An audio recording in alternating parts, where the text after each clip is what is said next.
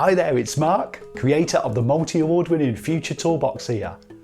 And Jules and I just want to say a huge thank you to the Year 10 students at Barnes Wallis Academy for your welcome, energy and participation during our visit on Enterprise Day.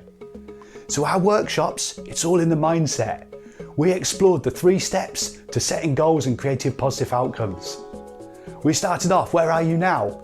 We looked at the controllables and the uncontrollables. Where do you spend your mental energy? Where do you want to be? We set some goals, big ones and small ones.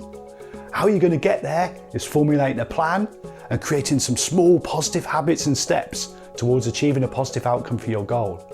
So what are your habits? Remember, set yourself the 30-day challenge. Also, go onto our website, futuretoolbox.co.uk, and subscribe to our YouTube channel on social media for some great resources. So good luck, and remember, keep creating those habits.